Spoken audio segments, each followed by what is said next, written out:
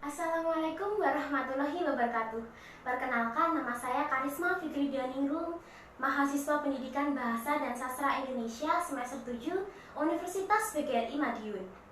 Pada kesempatan kali ini, saya akan membahas mengenai pengembangan pembelajaran berorientasi pada kemampuan berpikir tingkat tinggi atau Higher Order Thinking Skills atau biasa kita sebut dengan HOTS. Video ini untuk memenuhi tugas UTS mata kuliah Uji Kemahiran Berbahasa Indonesia dengan dosen pengampu Ibu Erni Adriani Meikayanti, Sarjana Pendidikan, Magister Pendidikan. Pada kurikulum K13, tentu kita tidak asing dengan HOTS, pengembangan pembelajaran berorientasi pada kemampuan berpikir tingkat tinggi atau Higher Order Thinking Skills.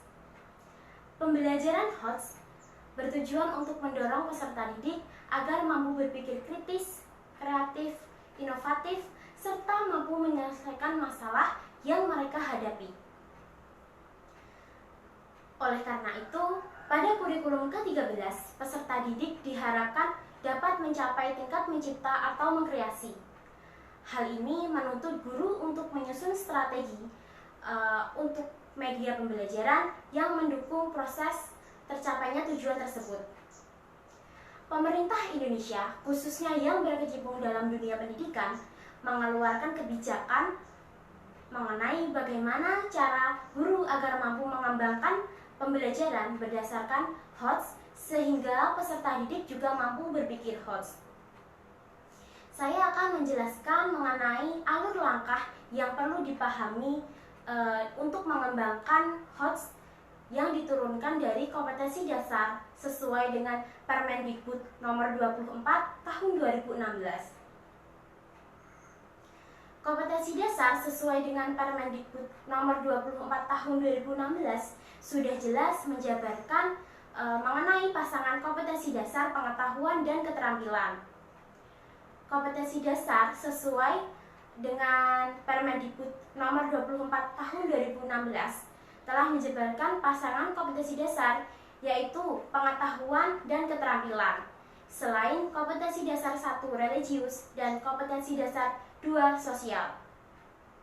Meskipun masih ditemukan ketidakcocokan dalam kompetensi dasar yang terdapat pada pengetahuan dan keterampilan, sehingga sangat dibutuhkan kejelian guru untuk menganalisis kompetensi dasar tersebut. Pada kompetensi dasar Permendikbud nomor 24 tahun 2016 berkaitan dengan ranah kognitif C1 sampai dengan C6 sesuai dengan taksonomi Bloom merupakan tingkat kognitif dari kompetensi yang diamanatkan dalam pembelajaran.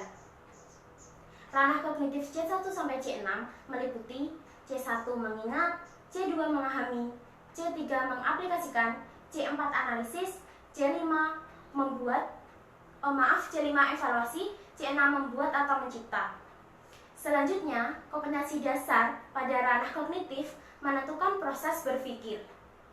Melalui proses berpikir untuk menentukan kompetensi dasar yang bersangkutan sesuai dengan ranah kognitif Bloom. Proses berpikir tersebut menghasilkan ranah kognitif Bloom C1 sampai dengan C6. Pada tahapan proses belajar, menentukan proses berpikir yang tertuang pada kompetensi dasar bersangkutan sesuai dengan ranah kognitif yaitu C1 sampai dengan C6. Karena setiap kompetensi dasar memiliki kata kerja operasional atau KKO, maka kita harus mampu menentukan apakah KKO tersebut berada pada ranah yang mana. Tetapi jika KKO itu tidak ada pada ranah kognitif Bloom, maka guru wajib mengembangkan yang sesuai padanan KKO kompetensi dasar pada C1 sampai dengan C6 sesuai konteks muatan kompetensi dasar yang sesuai dengan ranah kognitif Bloom. Setiap kompetensi dasar yang telah sesuai dengan kata kerja operasional, maka pertanyaan berikutnya adalah apakah kompetensi dasar sudah pada tingkat C4, C5, dan C6? Jika sudah ada pada tingkat C4, C5, dan C6, maka sudah dipastikan bahwa kompetensi dasar tersebut sudah kompetensi dasar yang HOTS. Maka, guru selanjutnya melanjutkan ke pengembangan indikator pencapaian kompetensi yang berfungsi sebagai dasar. Yang pertama, mengembangkan materi. Yang kedua, mendesain kegiatan pembelajaran. Yang ketiga, mengembangkan bahan ajar. Dan yang keempat, merancang dan melaksanakan penilaian hasil belajar.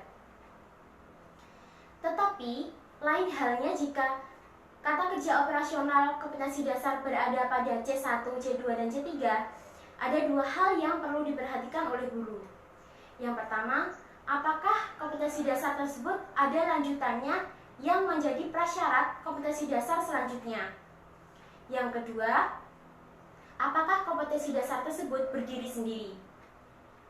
Jika pada kasus yang pertama, kompetensi dasar tersebut dapat dilanjutkan ke pengembangan indikator pencapaian kompetensi apabila kasusnya sudah memenuhi C4, C5, dan C6. Yang kasus kedua, KKO itu dikembangkan menjadi KKO kompetensi dasar yang berada pada ranah C4, C5, dan C6 yang disesuaikan pada konteks materi pembelajaran yang diamanatkan pada kompetensi dasar. Karena pada saat kita mempelajari kompetensi dasar HOTS secara tidak langsung dan menjadi syarat bahwa C1, C2, dan C3 sudah dipahamkan ke peserta didik, tidak lompat langsung ke C4, C5, dan C6. Kegiatan pembelajaran yang dikembangkan harus mengikuti alur tersebut. Dan semua kegiatan pembelajaran harus HOTS walaupun muatan kompetensi dasar yang masih pada level C1. Perlu diingat bahwa dalam desain pembelajaran, kompetensi dasar pengetahuan dan kompetensi dasar keterampilan diharapkan dapat bersinergi dan saling menguatkan. Demikian penjelasan mengenai bagan perumusan kompetensi dasar HOTS. Saya mohon maaf apabila terdapat kesalahan pengucapan maupun penyampaian dalam video ini. Terima kasih atas perhatian Ibu dan saudara-saudara. Kesempurnaan hanya milik Allah dan kekurangan dan kekilafan adalah milik manusia. Wabillahi taufiq wal hidayah. Wassalamualaikum warahmatullahi wabarakatuh.